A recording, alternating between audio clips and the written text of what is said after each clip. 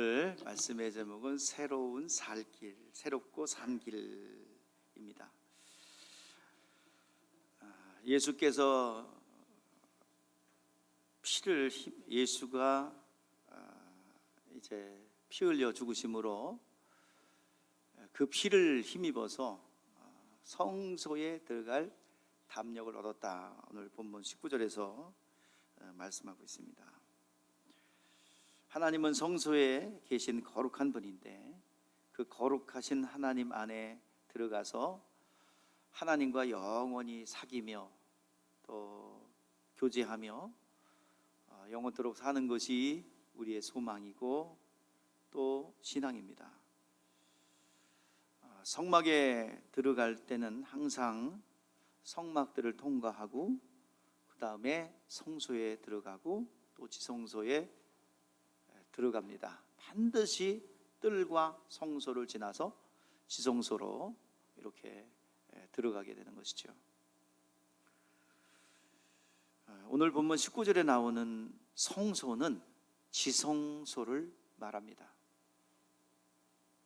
뜰에서 양을 잡고 소를 잡고 번제단에서 정결하게 하고 그 다음에 이 물두멍에서 손을 씻고 그리고 제사장들이 성소에 들어가서 하나님께 봉사하고 사귀는 그곳에 들어가 제일 먼저 등불을 켜고 떡상에 떡을 차려놓고 향로에 불을 피운 다음에 그 향연이 지성소로 충분히 들어갔을 때 이제 그 휘장이 열립니다. 성소와 지성소를 가로막고 있는 휘장이 열립니다. 세상과 하늘에는 이렇게 멀고 두터운 벽이 있어요. 죄인은 그 휘장에 가로막혀서 하나님을 만날 수가 없어요. 하나님 볼 수도 없어요. 그런데 이 성소에 1년에 한 차례 이게 열려요. 단 한 번이 열리는데 이것은 예수 그리스도로 인하여 단번에 영원히 열리는 것을 가르쳐 말하는 것입니다. 휘장이 열리면 그날만큼은 하나님과 화해가 이루어져요. 하나님과 친밀해집니다. 이제 두 개의 방으로 나뉘어졌던 그 방이 하나가 됩니다. 봉사와 만남과 섬김이 동시다발적으로 이루어지는 거예요. 그래서 예수님께서 십자가에 못 박혀 죽으실 때 그 휘장이 찢어짐으로 완전히 두 개가 하나가 됐습니다. 우리가 이 지금 예배드리는 것과 하늘 성소가 이제 하나로 연결되게 되는 것입니다. 죄라는 것은 하나님과 관계예요. 죄를 범했다 그러면 하나님께 대한 겁니다. 인간들에게는 악을 행한 거예요. 그러면 그래서 죄악이라고 그러는데 하나님 앞에 죄를 지었기 때문에 악인이 되는 거예요. 사람한테 악을 행하는 거예요. 그래서 죄악입니다. 우리 다윗이라는 사람이 있어요. 하나님 앞에 끝까지 쓰임받은 사람인데 그는 자기의 충신인 우리아의 아내를 범했습니다. 간음죄를 저질렀어요. 간음죄를 저지르고 나니까 아이가 생깁니다. 남편 우리아는 전장에 나가 있어요. 자신의 왕국을 위해서 생명을 걸고 싸우고 있는 우리아, 그의 아내를 범합니다. 그리고 그 아이가 들어선 것을 감추기 위해서 전장에서 불러들입니다. 그리고 집으로 가라. 집에 가서 쉬었다 와라. 그런데 이 자기 그 남편의 아이인 줄 알고 아이인 것으로 속이기 위해서죠. 그런데 이 장수는 충신인지라 나의 부하들이 전장에 있는데 내가 어떻게 집에 가서 편하게 있겠습니까? 왕궁에서 그냥 지내다 가겠습니다. 그래가지고 다윗의 뜻도 모르고 그렇게 강직함을 보이다가 강직함을 가지고 있다가 그는 전장에 나가서 죽게 되죠. 포위당해서 죽게 하죠. 다윗이 범한 죄는 간음죄, 살인, 교사, 그 다음에 가정파괴 등등 여러 범죄를 저질렀던 그런 이력이 있습니다. 그런데 시편 51편 차메시라고 볼 수 있는, 다윗의 차메시라고 할 수 있는 그곳에 뭐라 그랬어요? 내가 주께만 범죄했습니다. 사람한테 물론 관계된 것들은, 악을 행한 것은 나중 문제입니다. 먼저 죄는 하나님과의 관계요, 하나님께 죄를 범한 겁니다. 그러니까 해결은 누구한테 받아야 돼요? 하나님께 먼저 받아야 되는 거예요. 손해를 끼쳤어도 속건제라는 게 있어요. 먼저 하나님 앞에 사함받고 그 다음에 손해배상을 하는 거예요. 속건제라고 있어요. 속건제. 먼저 다른 사람에게 물건을 또 재산을 손해를 끼쳤어도 속건제 안에는 속죄제 플러스 배상, 이것이 포함된 게 속건제입니다. 그래서 죄는 하나님 앞에 본하는 거예요. 해결받아야 되는 거예요. 그래서 그 죄라는 것은 뭐냐면 하나님과 불협한 거예요. 하나님과 불화하는 거예요. 하나님과 언밸런스가 난 거예요. 인간의 영역이 있고 하나님의 영역이 있습니다. 하나님은 명령하시고 인간은 순종해야 되는 하나님과 인간 사이의 아름다운 조화를 이루어야 됩니다. 하나님의 말씀을 인간은 그대로 순종해야 됩니다. 이게 하나님과의 관계가 불협화음이 난 것을 뭐라고 하냐면 죄라고 합니다. 하나님 자리를 이탈했잖아요. 선악과 먹으면 뭐 된다는 거야? 하나님 된다는 거야. 그거 듣고 하나님 자리에 올라가려고 선악과 먹었어요. 하나님과의 관계가 불화한 것, 조화가 깨진 것, 정상적인 관계가 깨어져서 하나님과의 친밀이 무너지고 하나님과 원수된 것, 이것을 죄악이라고 합니다. 하나님과의 조화, 이것이 깨진 거예요. 구원이라는 것, 죄사함이라는 것은 바로 하나님과의 조화가 다시 회복되는 것을 구원이라고 하고 또 다시 회복이라고 합니다. 오늘 이 시간 하나님 앞에 나갈 수 없고 두려운 존재고, 정상은 어떤 게 정상이에요? 하나님과 아름다운 조화는, 하나님은 친밀한 존재예요. 하나님은 너무나도 행복한 것이고 하나님과의 관계가 너무 친밀하고 좋은 관계입니다. 근데 깨어지니까 어떻게 됐어요? 하나님과 원수 관계가 되었어요. 자, 이 원수 관계에 있던, 그래서 하나님 앞에 나갈 수도 없고 만날 수도 없고 교제할 수도 없는 인간에게, 또 하나님의 생명의 말씀을 들을 수 없는 인간에게 예수님께서 성소, 하나님이 임재해 계신 성소에 들어갈 담력, 그 권세를 얻게 된 거예요. 예수 그리스도의 피로 말미암아 성소에 들어갈 담력을 얻게 되었다는 것입니다. 그래서 오늘 본문에서는 하나님과 우리와 화목한 것은 19절 말씀에 말씀하고 있는 거예요. 하나님과 원수 관계요, 부조화요, 두려운 존재요, 서로 이렇게 분리된 그런 관계였는데 이렇게 하나가 되고 또 하나님 앞에 가까이 나아갈 수 있는 것은 어린 양의 피를 힘없기 때문에 그 권세로 하나님 앞에 나갈 수 있다는 것입니다. 자, 오늘 20절 말씀을 보세요. 20절. 자, 우리 같이 읽어보겠습니다. 시작. 그 길은 우리를 위하여 휘장 가운데 열어놓으신 새로운 산길이요, 휘장은 곧 그의 육체니라. 하나님과 인간 사이에 가로막힌 담, 죄의 담이 있는데 인간의 죄를 담당하시네 당신의 육체에 담당하셨습니다. 당신의 육체에 담당하시고 피 흘려 죽으셨어요. 그래서 피 흘림이 없은즉 죄사함이 없다라고 했습니다. 피 흘림이 없은즉 죄사함이 없다. 또 피가 죄를 속한다라고 그랬습니다. 누군가가 대신 피 흘려 죽지 않으면 그 아담으로부터 유전되어온 하나님과의 관계가 뒤틀어진 관계를 회복할 길이 없어요. 왜냐하면 이 세상에는 어떤 사람도 의인인 사람이 없기 때문입니다. 죄가 없는 사람이 없기 때문에 다 물에 빠져 있어요. 물에서 좀 건짐을 받은 사람이어야 물에 빠진 사람을 건져낼 수 있는데 같이 빠져서 허우적거리고 있는데 누가 누구를 건져냅니까? 자기가 자신을 머리를 잡아내서 끌어낼 수 있습니까? 밖에 있는 사람이 끌어내줘야 된다 이 말이에요. 이제 첫 번째 아담은 다 그에 속한 후손들, 아담의 후손들 전부 다 한결같이 지옥 형벌에 놓여 있고 물에 빠진 자들입니다. 스스로 절대로 구원할 수 없어요. 물에 빠진 사람이 아무리 머리를 잡아다니고 끌어내려고 하여도 절대로 끌어낼 수 없는 거예요.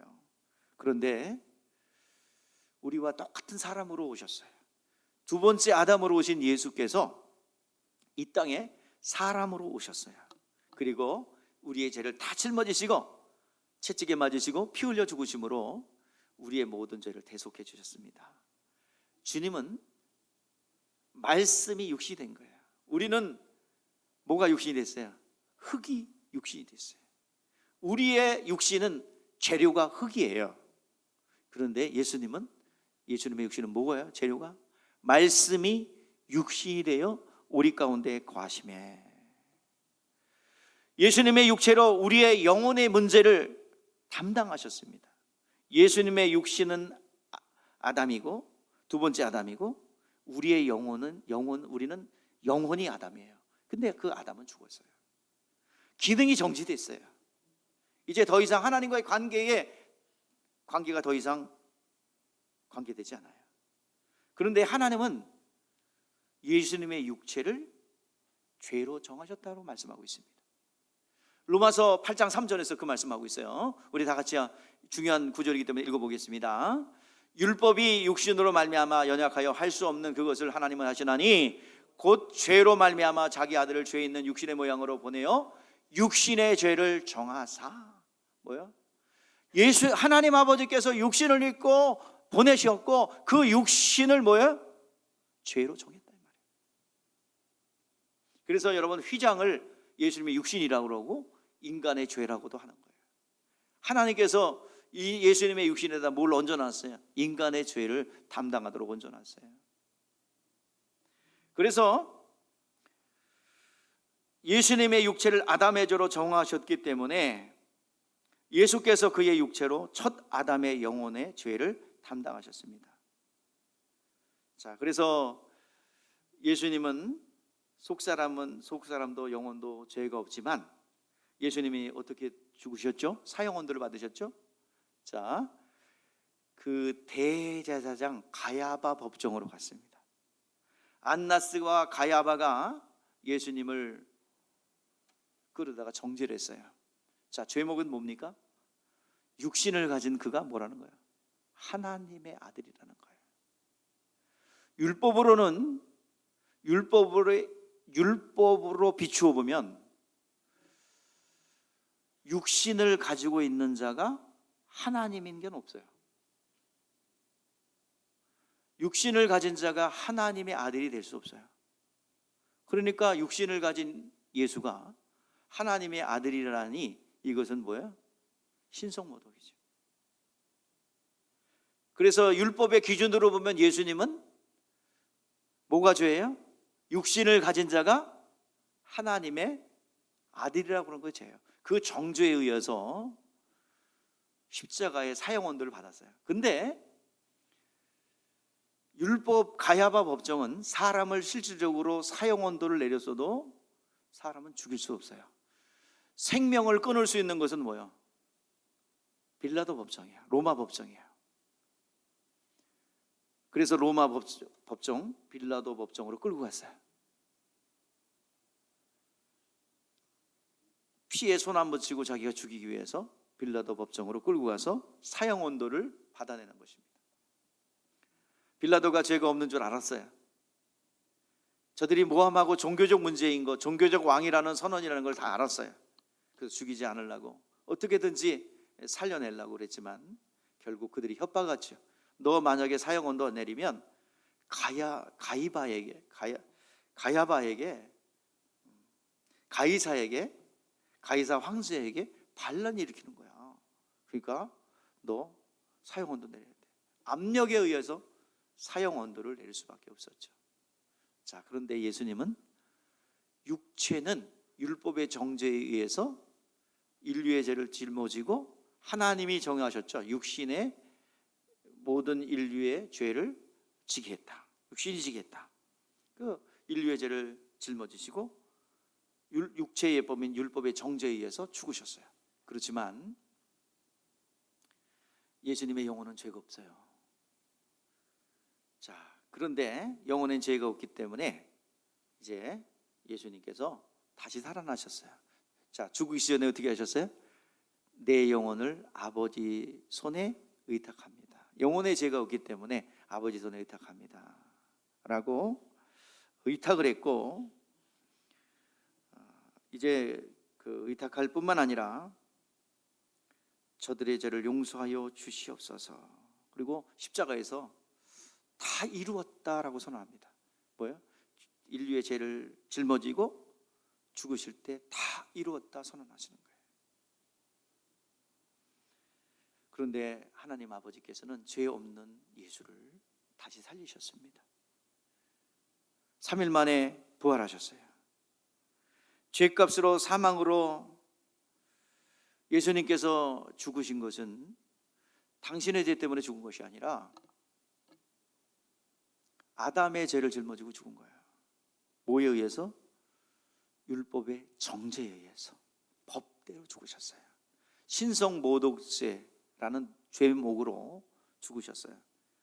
그리고 그가 피 흘려 죽으심으로 모든 죄를 탕감하셨습니다. 자, 여기서 이제 중요한 거예요. 부활하신 예수님께서 제자들에게 성령 받으라 했고, 성령 받은 사람들이 전했던 복음이 뭡니까? 부활의 복음이죠. 그들이 나가서 성령 받은 그들이 뭘 전했어요? 예수님 살아나셨습니다. 뭐가 됐어요? 부활의 증인이 됐죠. 부활의 목격자여 살아나신 주님을 본 자들이 예수님 부활하셨습니다, 예수님 살아나셨습니다 고백합니다. 전합니다. 증거합니다.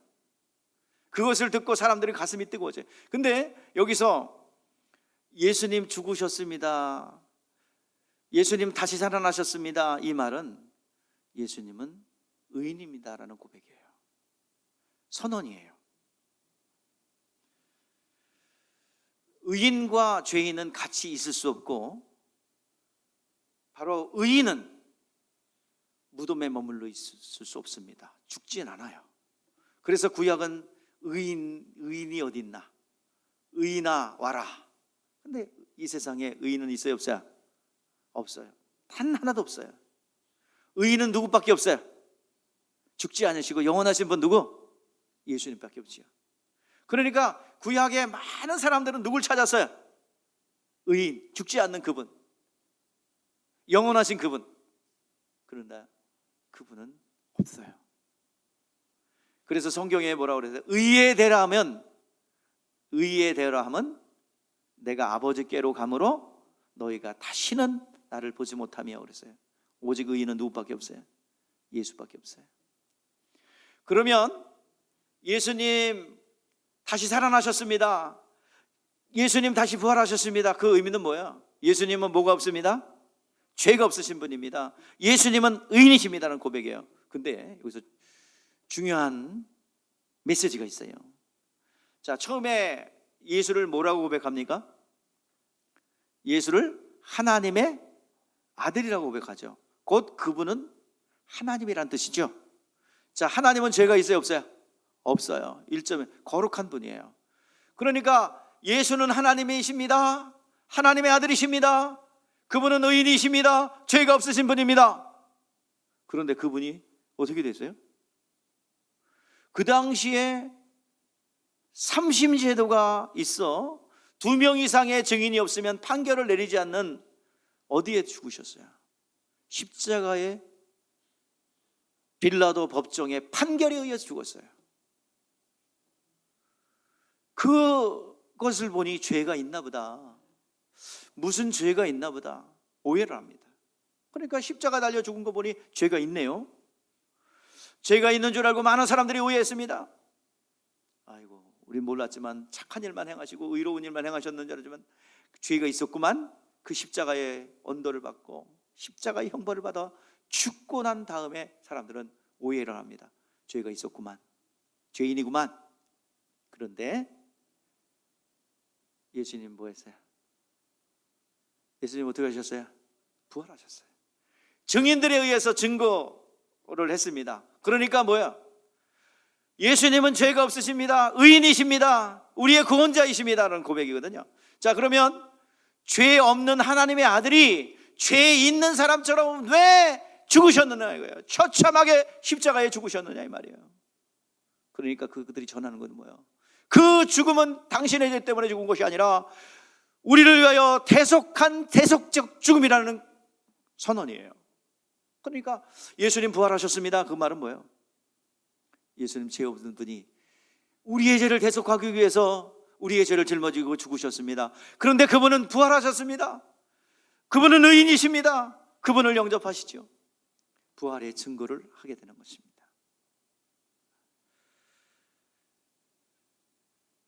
오늘 예수님 부활하셨습니다. 이거 누가 증거하는 거야? 누가 증거하는 거야? 자, 사람이 증거하는 게 아니죠. 사람의 증거를 받지 않죠. 누가 증거하세요? 성령님이 증거하시죠. 하나님 아버지가 증거하시고 성령님이 증거하십니다. 자, 그런데 성령님을 요한복음에서 뭐라고 그래요? 자, 성령님을 뭐라고 불러요? 자, 뭐라고 불렀어요? 또 다른 보혜사를 너에게 보내주겠다. 그러니까 이전에 보혜사가 있는데 또 다른 보혜사를 보내주겠다는 얘기죠. 자, 보혜사라는 뜻이 뭐예요? 변호자, 봉사자라는 뜻이에요. 누구의 봉사자, 누구의 변호자라는 거예요? 자, 우리의 변호자는 누구야? 우리의 보혜사. 우리의 보혜사는 누구야? 예수님이시죠. 예수 그리스도께서 지금 하늘 보좌에 올라가셔서 우리를 위하여 변론하십니다. 자, 이 보혜사라는 말은요, 변호자 또 봉사자는 뜻이라고 그랬죠. 자, 변호사가 뭐 하는 거예요? 변호자는 이 사람 죄 없습니다 변증하는 거죠. 예수님께서 지금 하늘 보좌에서 올라가셔서 지금 영원한 대제사장으로 우리의 중보자 되시고 우리의 보혜사 되시고 우리의 봉사자 되셔서 조건 없이 우리를 위하여 피 흘려 죽으셨고 지금도 일하십니다. 이 사람 죄 없습니다. 아, 죄 있잖아. 태어날 때부터 아담으로 태어났으니까 죄인이잖아.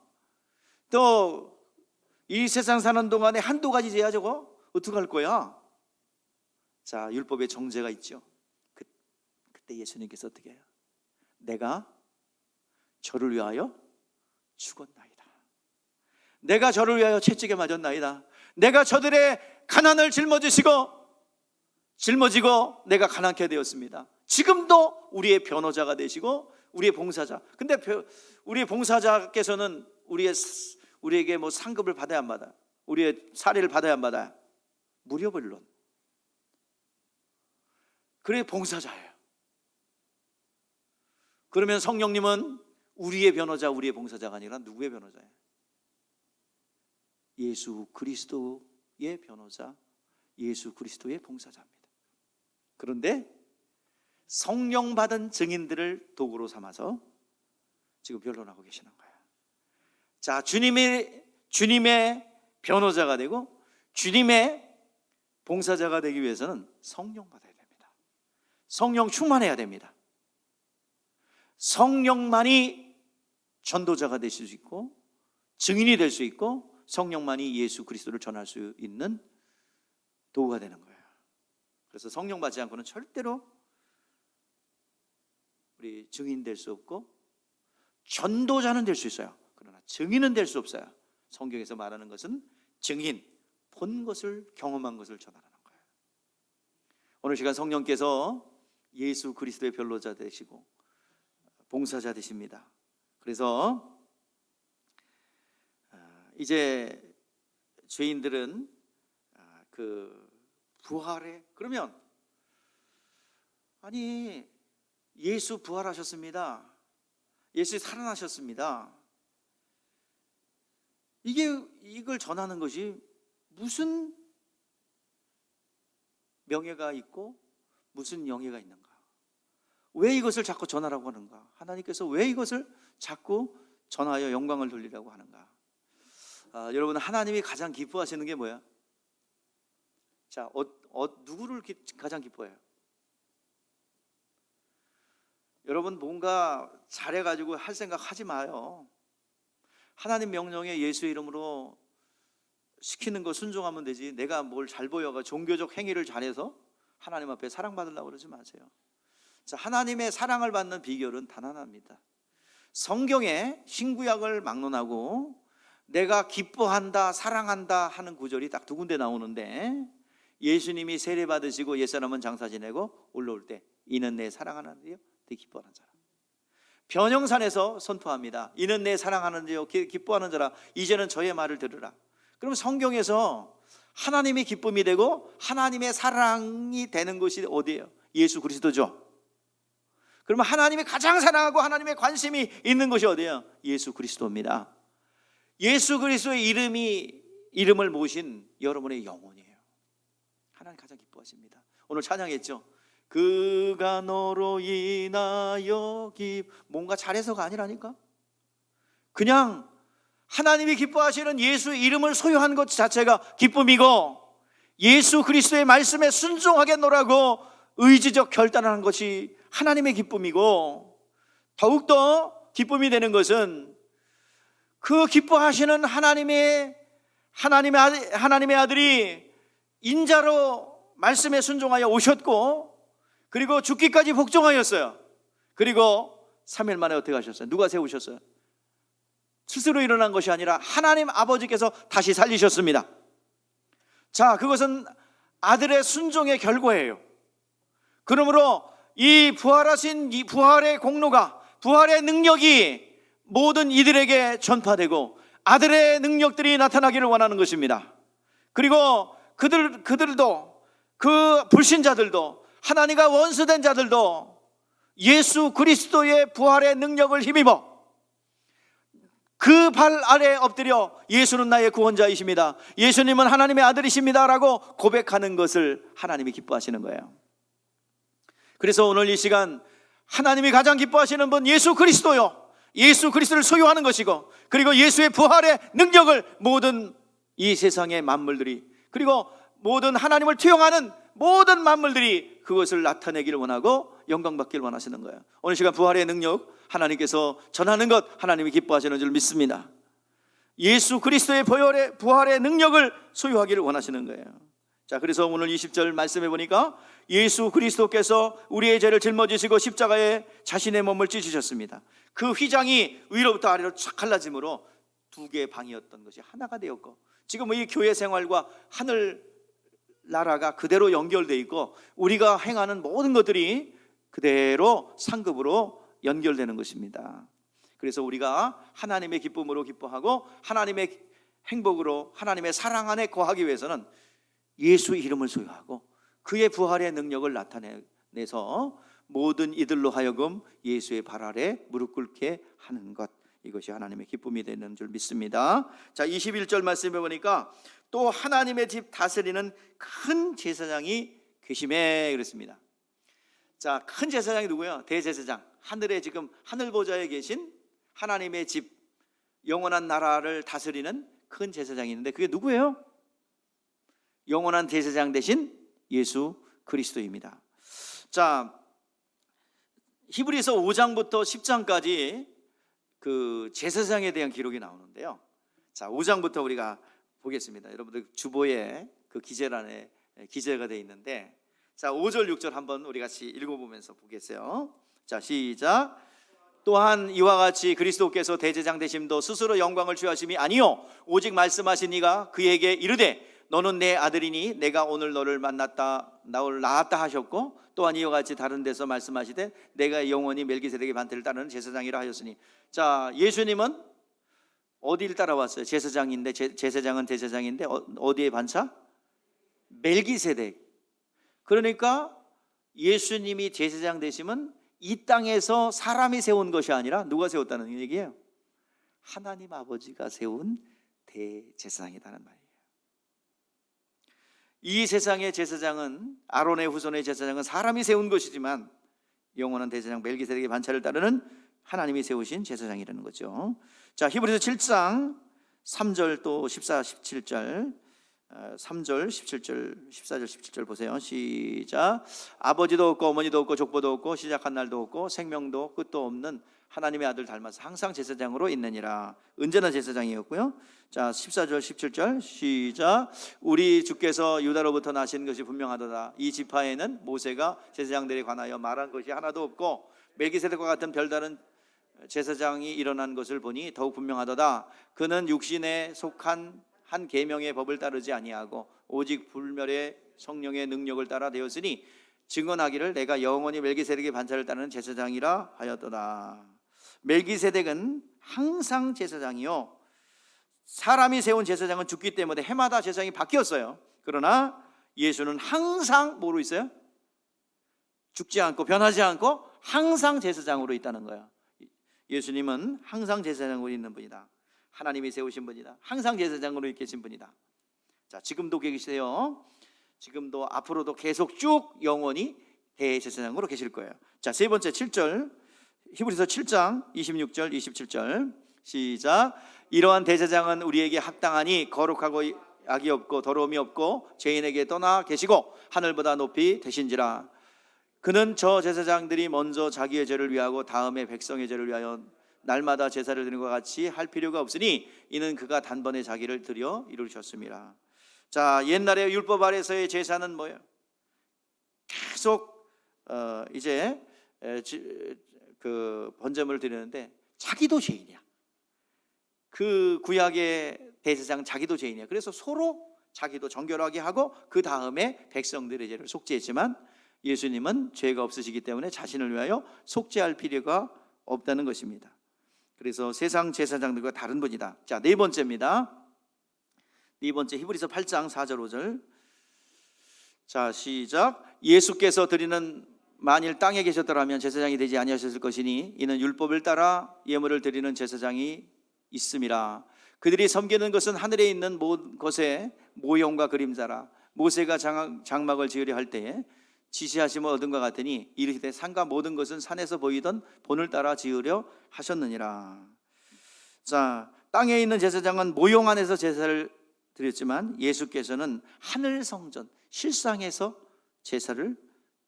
실상의 제사장이 된다는 얘기예요. 본질의 제사장이 된다는 얘기입니다. 자, 다섯 번째 보세요. 히브리서 9장 11절에서 12절 9장 11절 12절 시작. 그리스도께서 장래 좋은 일의 대제사장으로 오사 손으로 씻지 않은 것 곧 그 창조에 속하지 아니한 더 크고 온전한 장막으로 말미암아 염소와 송아지의 피로 하지 아니하고 오직 자기 피로 영원한 속죄를 이루사 단번에 성소에 들어가셨느니라.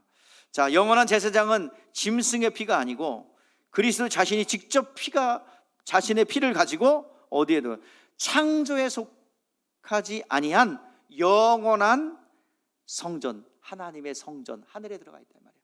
누구 피를 가지고? 자신의 피를 가지고 들어갔다. 영원한 성소에 들어갔다. 여섯 번째입니다. 여섯 번째 히브리서 10장 14절에서 14절에서 11절에서 14절 시작. 제사장마다 매일 서서 섬기며 저주 같은 제사를 드리되 이 제사는 언제나 죄를 없게 하지 못하거니와 오직 그리스도는 죄를 위하여 영원한 제사를 드리고 하나님 우편에 앉으사 그 후에 자기와 원수들이 자기의 발등상이 되게 할 때까지 기다리시나니 그가 거룩하게 된 자들을 한 번의 제사로 영원히 완전히 하셨느니라. 아멘.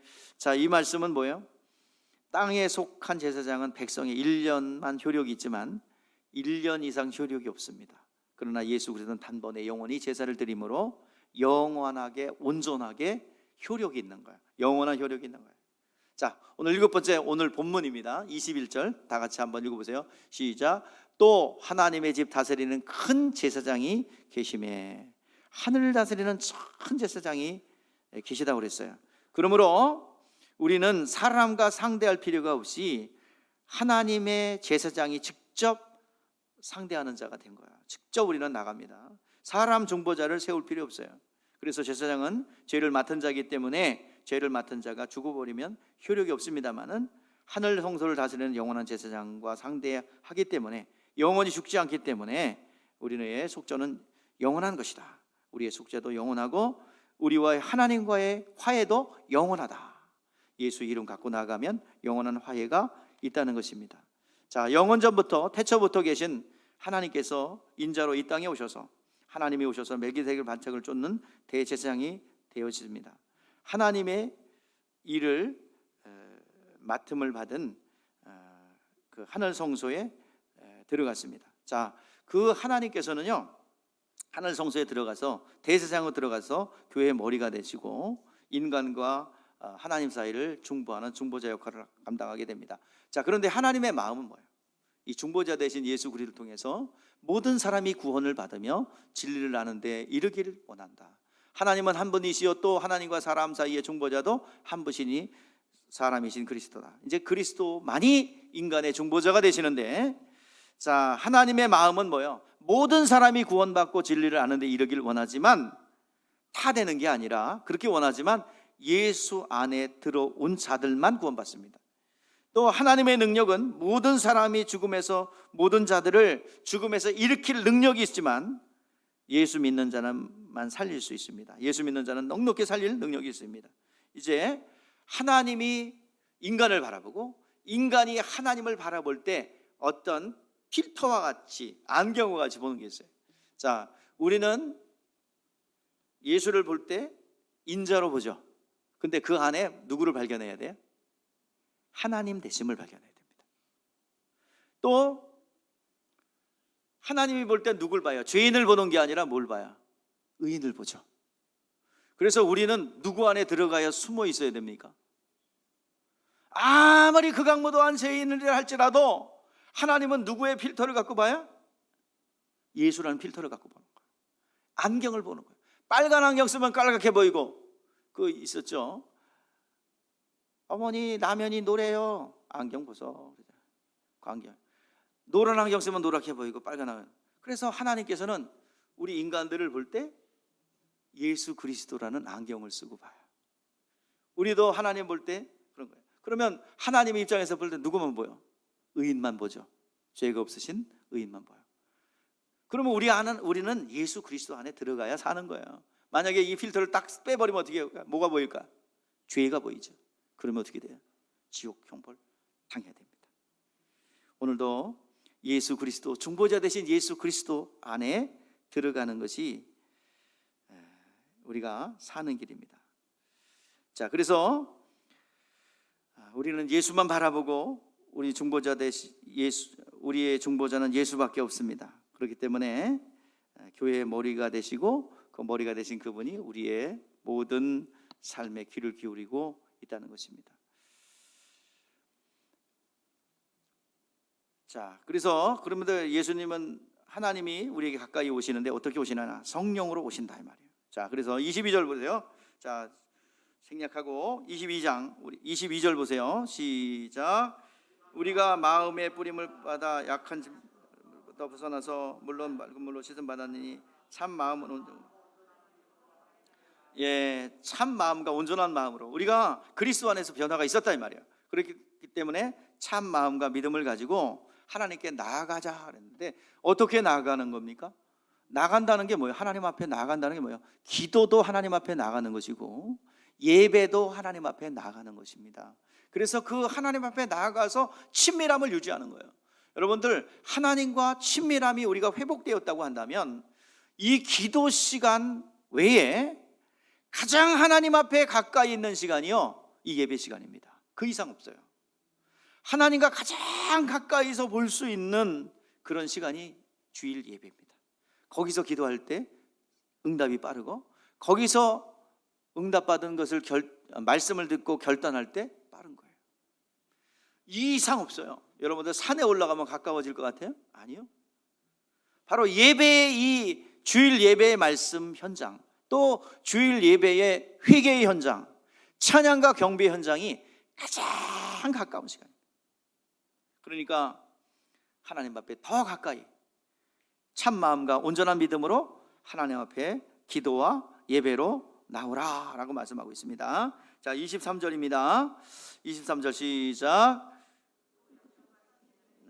미쁘시니 우리가 믿는 도리의 소망으로 움직이지 말고 굳게 잡고. 그러니까 이게 무슨 말이냐면,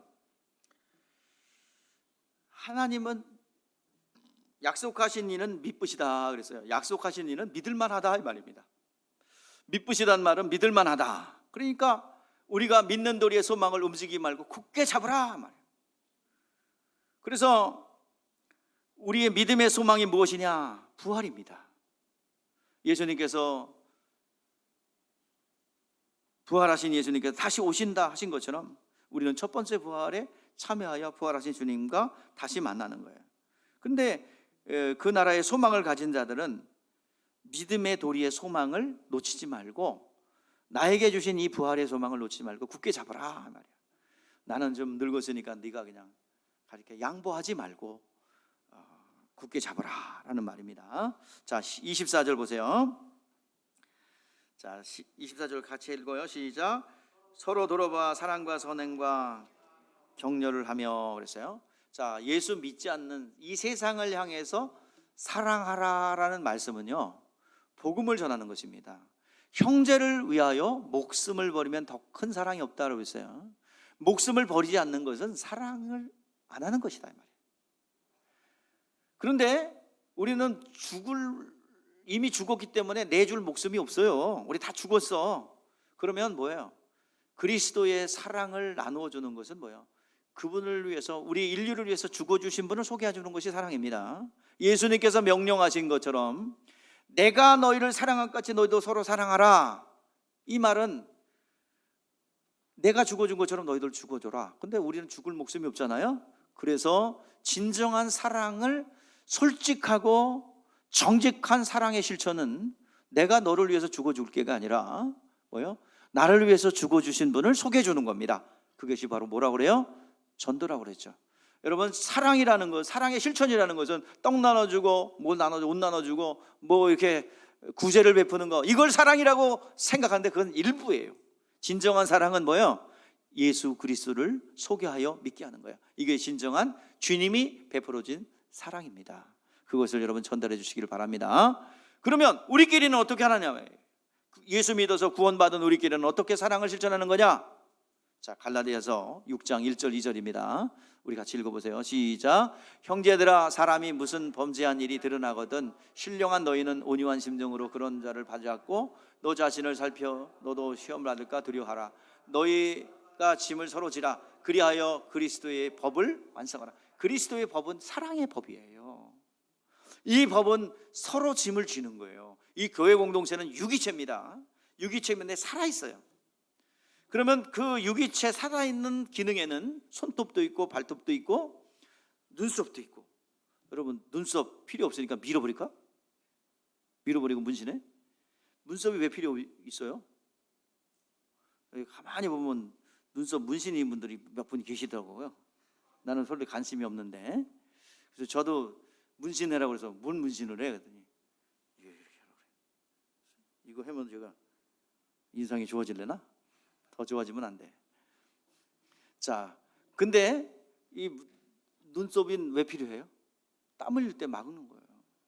이 신체 기능은 어느 한 부분도 필요 없는 것이 없어요. 예전에 그런 오류를 보면죠, 맹장 필요 없다고 갓난 아기를 맹장 수술해 버리는, 옛날에 그랬어요. 필요 없질 않습니다. 어느 부분도 필요 없는 부분이 없어요. 다 기능이 있습니다. 그런데 교회 공동체도 마찬가지. 모두가, 그래서 교회에서 여러분들 앉아있다가 가지 마시고 자그마한든지 크든지 간에 어떤 일이든지 한 가지만 하세요. 한 가지 이상 꼭 하세요. 무슨 일이든지, 빗자를 도는 일을 하시든지 무슨 일이든지 꼭 하세요. 그래서 서로 짐을 지는 거예요. 자, 그거 안 하면 누군가 할 겁니다. 여러 가지 일을 맡은 사람이 할 거예요. 교회 공동체는 여러분을 축복하기 위한 기관입니다. 여러분 괴롭히는 기관이 아니에요.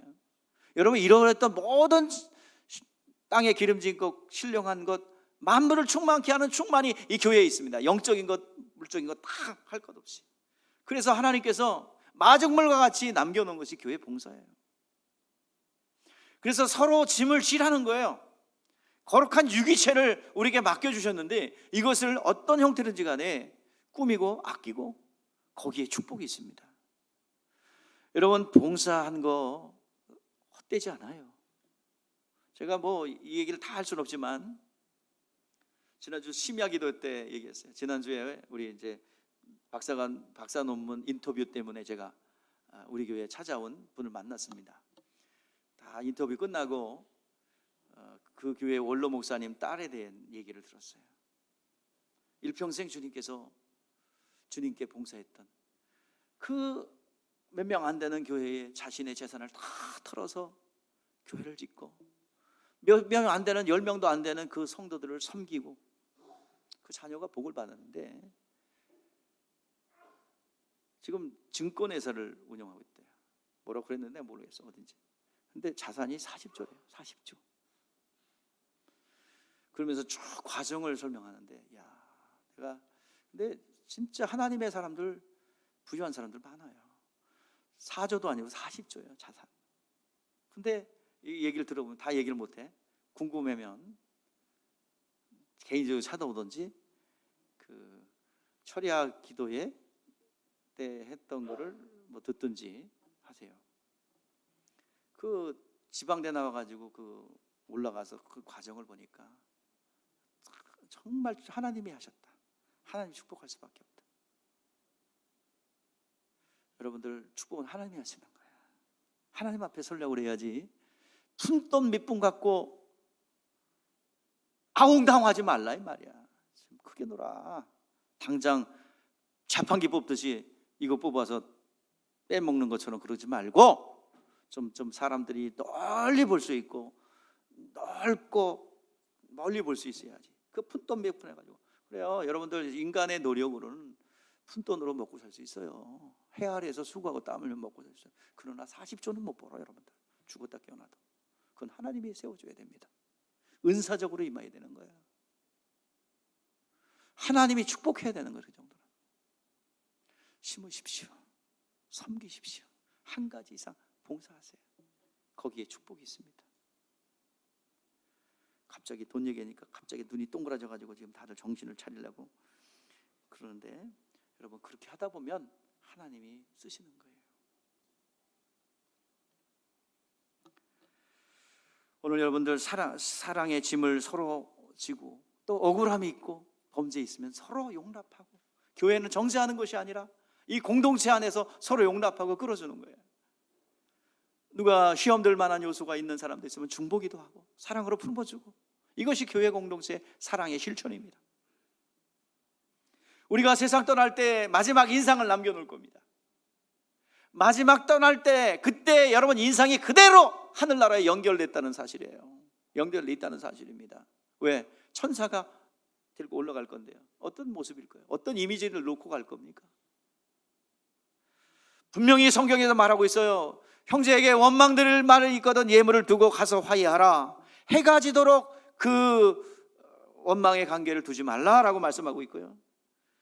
또 내가 내 안에 불협한 요소가 없도록 하라고 말씀하고 있습니다.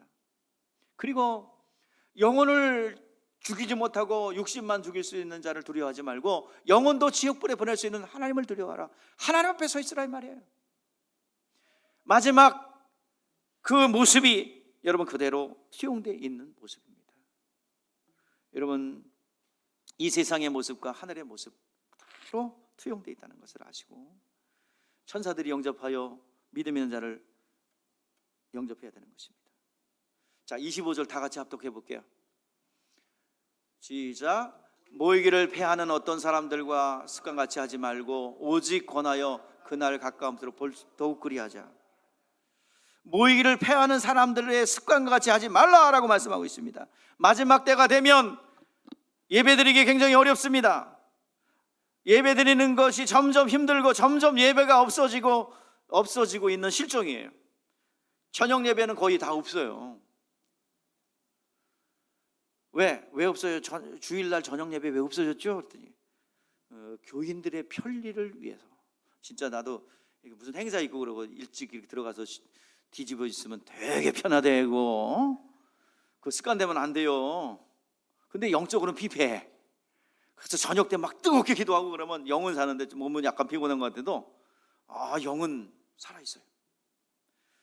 근데 이제 우리가 코로나 때문에 1, 2부로 이렇게 드려지게 되는데 이제 고정이 됐는데 저도 계속 그렇게 가려고 마음을 먹고 있어요. 근데 문제는 뭐냐? 일부 예배 때우고 와서 개인 일 보고 이게 습관되면은 이거 영적으로 굉장히 어렵습니다. 여러분들에게 간곡하게 부탁해요. 주일날은 온전히 내 영혼을 쉬십시오. 말씀 안에 거하고 주님의 일을 함으로써 육신이 쉬는 게 아니라 뭐가 쉬는 거예요? 영혼이 쉬는 거예요.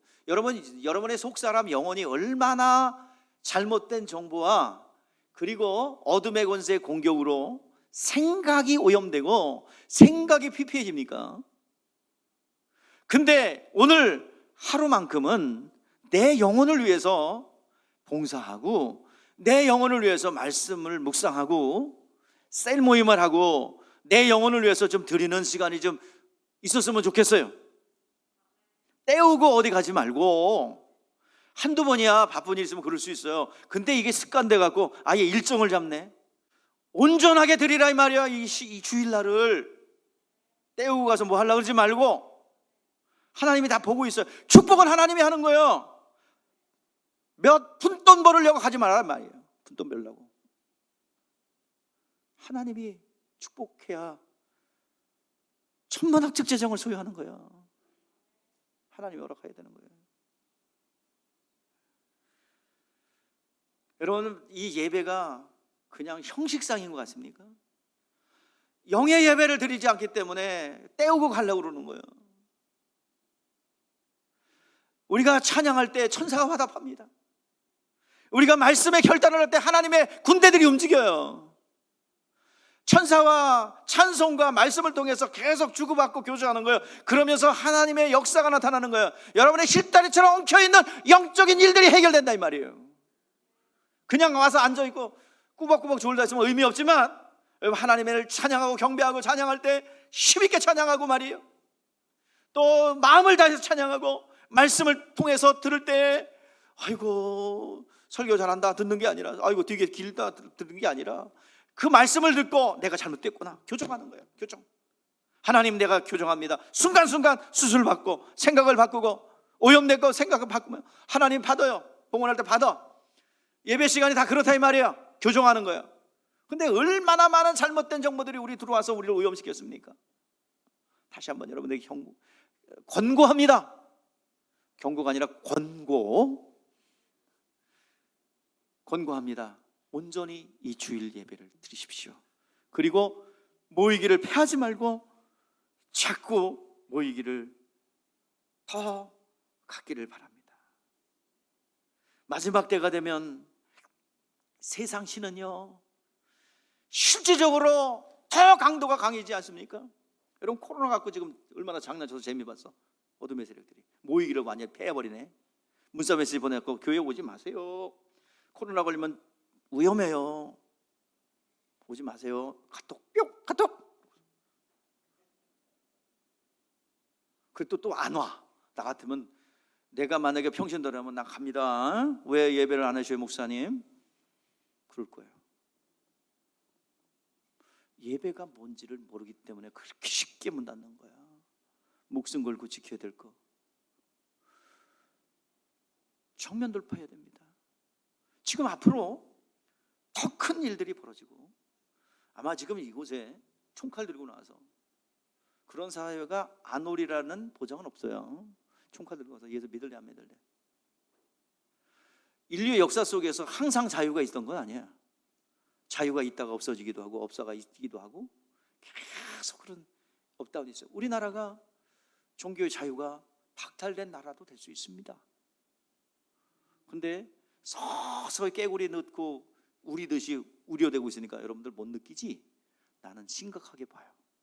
지금 돌아가는 여러분들 모이기를 패하는 이런 일들에 대해서 여러분들 심각하게 봐야 합니다. 쏙 어둠의 권세들이 상상할 수 없는 것으로 공격하는데, 여러분들, 우리가 진리의 말씀에 입각하지 않고는 내 자신을 보호할 수가 없습니다. 우리는 지금 저 고향을 향해서 가고 있는 나그네예요.